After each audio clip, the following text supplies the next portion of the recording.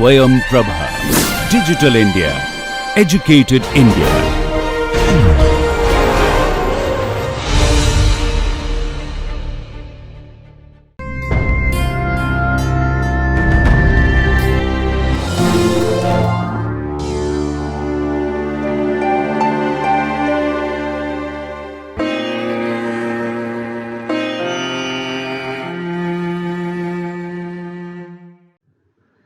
Welcome dear learners.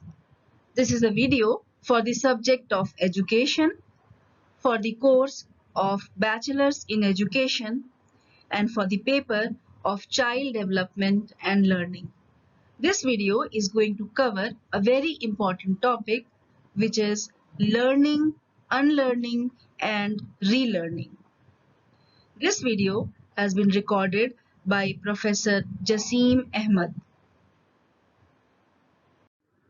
The course coordinator for this video is Dr. Iram Khan from Jamia Millia Islamia, New Delhi. She is also the academic expert or the reviewer for this video. The presenter or the subject matter expert for this video is Professor Jasim Ahmed from Jamia Millia Islamia, New Delhi. This video is produced under the project DTH Swayam Prabha channels of MHRD, New Delhi. Hello dear learners, I am Jasim Ahmed from IASC Faculty of Education, Jamia Millia Islamia, New Delhi. Today we are going to discuss on the topic learning, unlearning and relearning. And the objectives of today's discussion are to discuss the concept of learning, unlearning and relearning. We will also try to describe the significance of unlearning in the process of academic growth, and we will discuss the role of unlearning in improving our understanding and achievements. We shall also discuss some of the examples pertaining to the process of learning, unlearning and relearning. So friends, let's start with one of the very famous quote of Alvin Toffler, who says, "The illiterate of the 21st century will not be the ones who cannot read and write, but those who cannot learn and unlearn and relearn." We must remember that the secret to learn new things is to be willing to unlearn, even if what you know previously brought success for you. Friends, try to understand what is learning and unlearning. Learning is the process of acquiring new or modifying existing knowledge, behaviors, skills, values, perceptions, and preferences. Human beings have the exceptional ability to learn and perform in different capacities and at different levels of perfection. Some learning is immediate, induced by a single event, but much skill and knowledge accumulates from repeated experiences. Unlearning is to make an effort to forget or avoid your usual way of doing something so that you can learn a new and sometimes better ways of performance. We must remember I had to unlearn the way I batted in the state level cricket matches when I started playing for India. You must have experience of this kind, that whatever you have learned in the past, you have to forget them, you have to unlearn them so that you can have new learning and you can achieve new heights in that particular field of knowledge. So learning is an art of knowing, understanding and internalizing concepts. A concept can be real or imaginary, but is something that contributes to knowledge, that is the idea of entire reality. Unlearning is overriding or basically shelving of already learned concepts in favor of evidence that contradicts the same. For example, children's idea or concept that earth is flat to the new concept that earth is not flat but it is elliptical in shape. Let us discuss some of the important points related to learning, unlearning and relearning. We can only learn and evolve if we are open-minded and willing to let go of anything that might be holding us back, whether this is an old experience, habit, or method.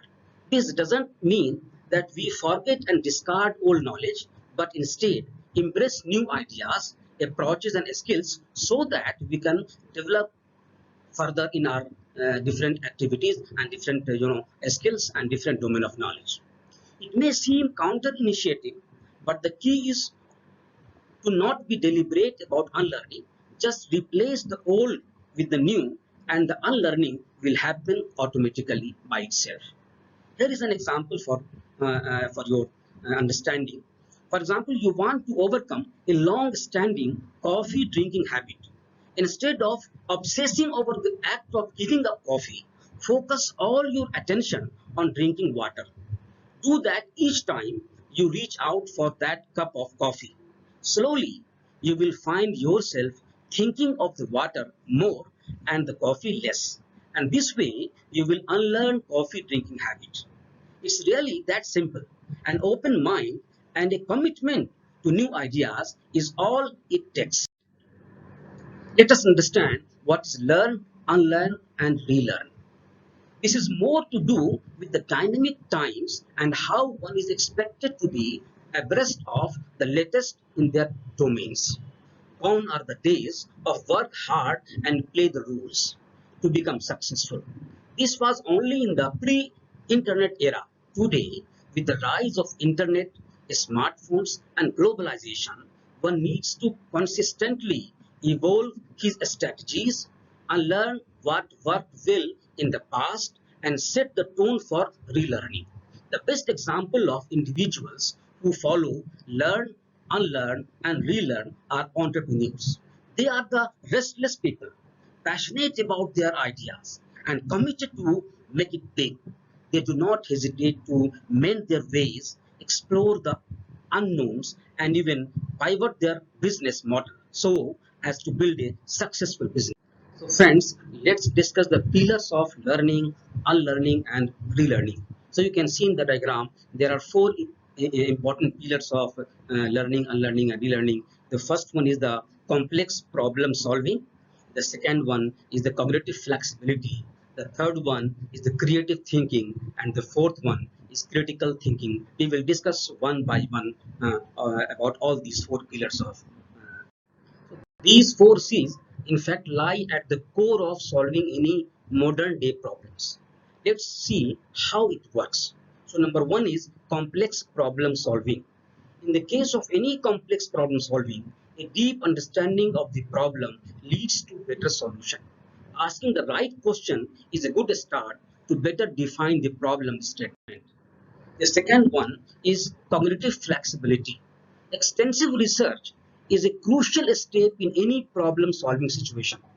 This research can include reading books, journals, and reports to analyze data and organize findings. This is where cognitive flexibility has a huge role to play. In fact, the more flexibility you have in your cognitive process, the more chances is to have better understanding and having multi-dimensional thinking, or you can say that thinking different ways to go beyond the central point. This refers to the ability to disengage from one task and respond to another and engage with multiple concepts at the same time. It manifests the ability to learn more quickly, solve problems more creatively, and adapt and respond to new situations more effectively. So the third C is creativity. Creativity is one of the most important attributes of the personality of an individual. Nowadays, in a globalized world, in a multinational world, in a world where creative people are in demand, the employees who are having more creative abilities, they are in high demand in the multinational companies. Creativity is a phenomenon whereby something new and somehow valuable is formed. The created item may be intangible, such as an idea, a scientific theory, a musical composition, or a riddle, or a physical object, such as an invention, a printed literary work, or a painting. The fourth C is critical thinking. Critical thinking is quite simply the process of evaluating arguments and evidence to reach the most appropriate and valid conclusion or solution. In another way, you can say that critical thinking is another very important attribute of the personality of an individual, And you can say that the person who are having more critical in their approach, they are generally found to be more creative in nature, and they can solve problem in different ways. So the creative people and the people having critical thinking are more prone to solve problems in a meaningful way, in an efficient way, in an effective way, and of course through a speedy process also.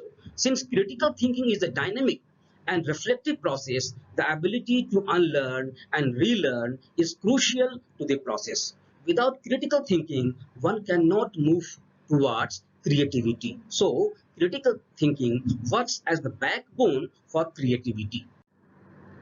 So, friends, we must be open in our approach. Unlearning doesn't require you to toss out all your accumulated experiences or presume previous know-how will keep you away from success. Rather, it asks that you stay open to different ways of getting things done. It paves way for divergent thinking and search for alternative solutions of a problem, alternate ways of doing and accomplishing a particular task in more efficient manner. Friends, let's discuss about another important topic, which is learn, unlearn, and relearn to become better leaders. As individuals, we are in a constant state of adaptation today. One needs to question assumptions about how things work, challenge the old ways, and relearn what is now relevant in their job, profession, or career. Learning the new ways will ensure one is honing his skills and is improving as he climbs the rank. This approach helps build better leaders who are well prepared to adapt to change at work driven by business decisions or growth, while the non-adaptive ones scramble to figure out where to go. Lifelong learners are the ones who can maintain momentum and productivity even in case of radical change at work. They can work easily in global team tasks and countries, a much needed skill set for global companies. Let's see how this applies to the life of a communications professionals. If we look at the world of communications, there has been a sea of change over the past few years. This has primarily been driven by the rise of digital media, the need for strategic thinking to break through the clutter, and the increased collaboration across markets. There is a need for us as communications professionals to revisit the tried and tested strategies, keeping in mind the current market scenario and the key factors that influence it. While experience continues to be important asset, it is equally important to get the best from the learning and reuse them in the new scenario. One needs to devise an impactful and differentiated communication strategy that resonates well with the target audience. To give an example, a conventional PR strategy will not be impactful in today's times unless bundled with new age and digital PR. Digital storytelling and a strategy that cuts across a range of influencers, storytelling and personalization, which may not have been very important a few years back, have now become critical to the success of a communications campaign. Also, integrated communications campaigns across all touch points are the key. Today, let us discuss some of the examples of learning, unlearning, and relearning. So the first example in this regard is that many children are observed that they learn and develop the habit of wearing sandals wrongly. That is, left foot sandal in right foot and vice versa. We, the parents, siblings, and teachers, on observing this trend, try to make the child unlearn the wrong habit and transform it into positive ones, that is, relearning the right habit. Example number two, it is also observed that children during their growing stage develop the habit of holding pen in their left hand. and also start writing with their left hand. They don't prefer to write using right hand. But it is our social norm that people in general write through right hands, except those who are lefty in their habit. There is no harm in using left hand for writing, but it looks awkward as it is not a general practice in our society. So, we, the parents and caretakers, try to make the child unlearn the habit of writing from left hand and relearning of writing using their right hand. Let's discuss some other examples. Any unpleasant behavior or habit learned by children or adolescents or even adults may be unlearned, and a new positive behavior contrary to the previous one may be relearned through various measures.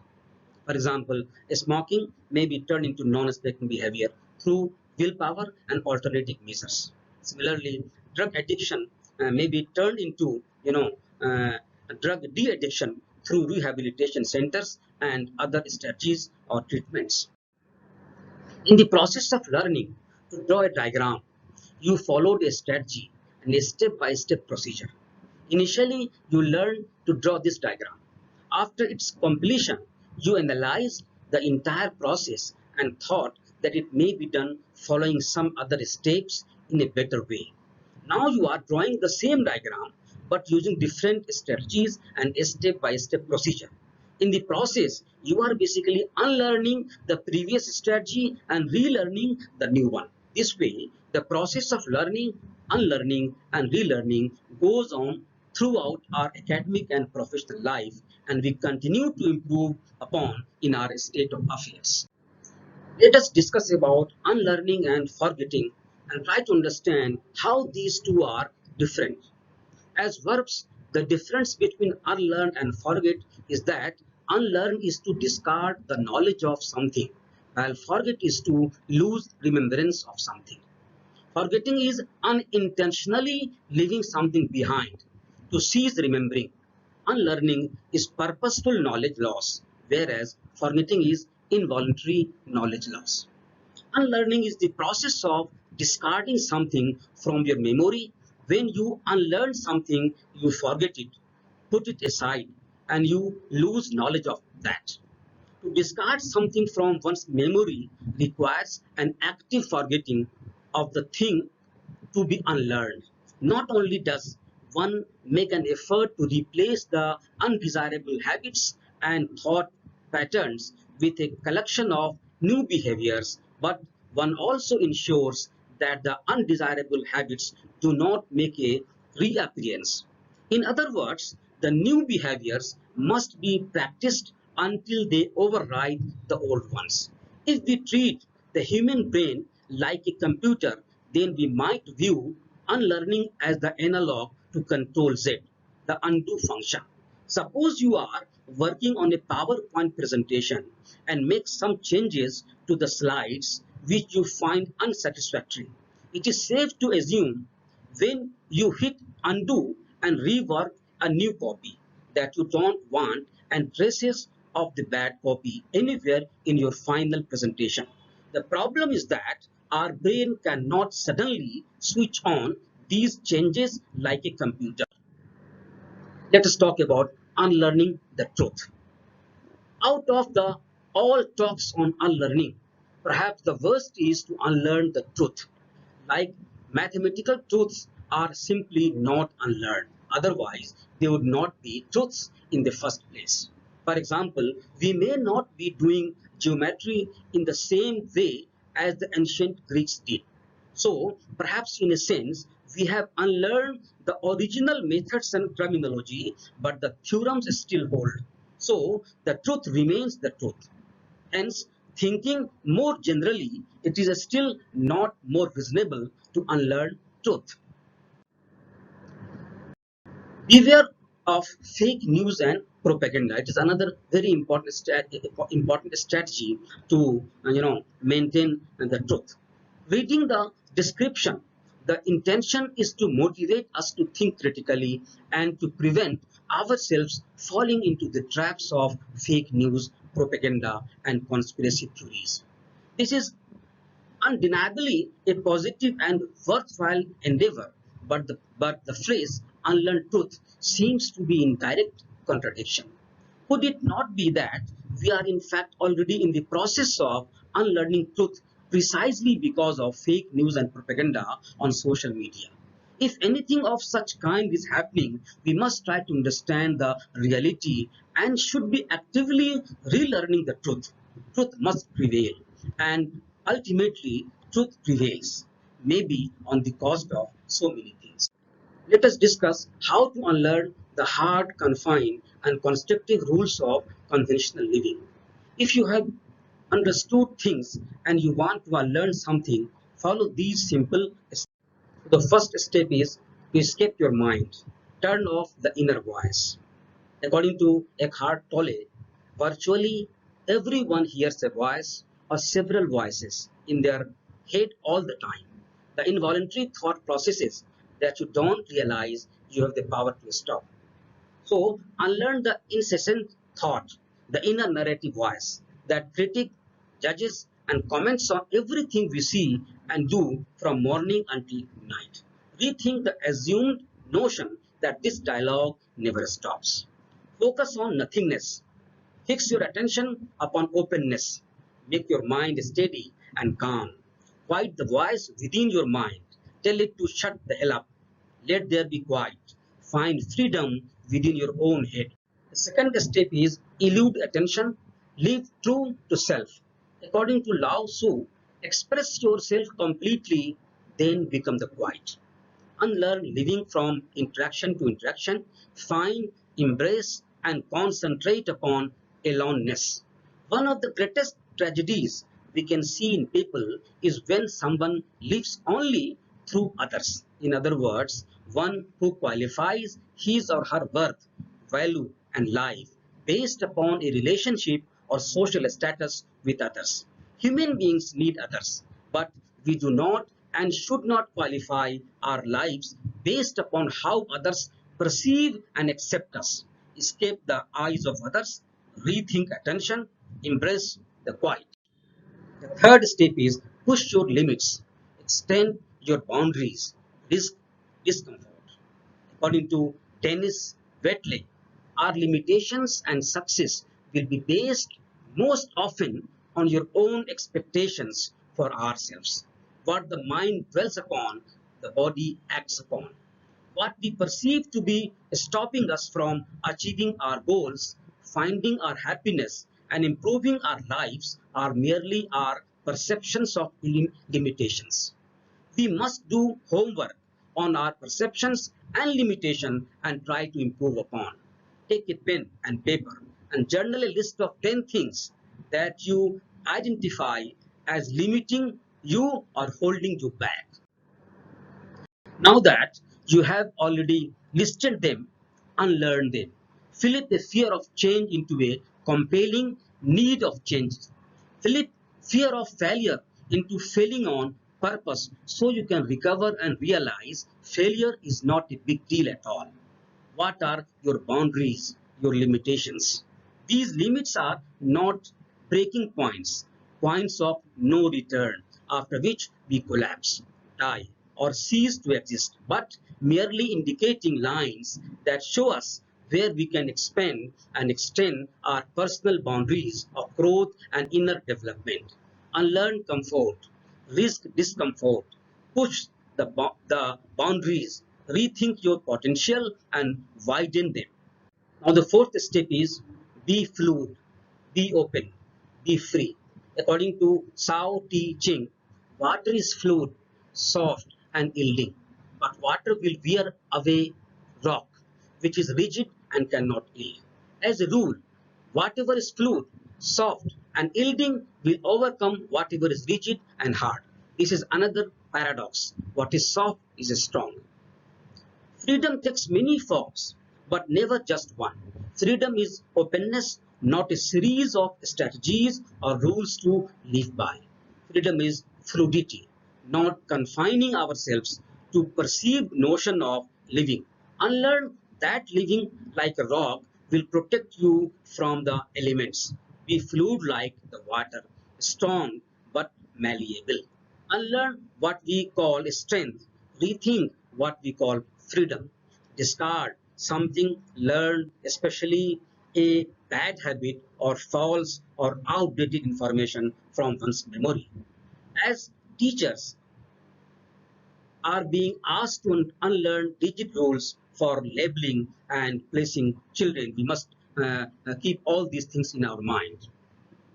So friends, we must remember that the problem created by a particular set of thinking is not capable enough of solving the same problem. So your thinking and learning process should be altered accordingly based on the situation. The best part is that practicing unlearning will make it easier and quicker to oscillate as your brain adapts. Unlearning is part of learning. We may recall when we were in school, our teachers taught us something new, and the week after, they told us it is not the best way to solve that particular problem. Now, solve the same problem using this particular method. This is unlearning followed by relearning. So, friends, let's summarize what we have discussed today. So, we have discussed about the learning, unlearning, and relearning, and we have come to know that all these three are very important for our growth and development in all walks of life. As Darwin rightly said, it is not the strongest of the species that survives, nor the most intelligent. It is the one that is the most adaptable to change. There are numerous brands which did not evolve with the times and hence were reduced to nothing. It is imperative for us to follow the mantra learn, unlearn, and relearn. This will ensure we stay relevant and help us devise successful strategies. Change is the only constant, and one needs to understand that learning is essential for anyone who wants to thrive as well as grow and develop. So friends, these are some of the references and attributions which I have consulted during the preparation of this presentation. With this, I thank you all for patient listening and wish to see you in the next presentation. Thank you so much. Dear students, we have discussed a very important topic of learning, unlearning, and relearning in this video.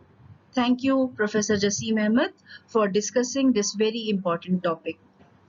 This video lecture was recorded by faculty at home during the national lockdown period for COVID-19 pandemic using minimal technical resources. Technical errors, if any, are unintentional and may please be ignored. For any queries with regard to this lecture or broadcast, kindly send your email to techsupport@dth.ac.in. Thank you so much.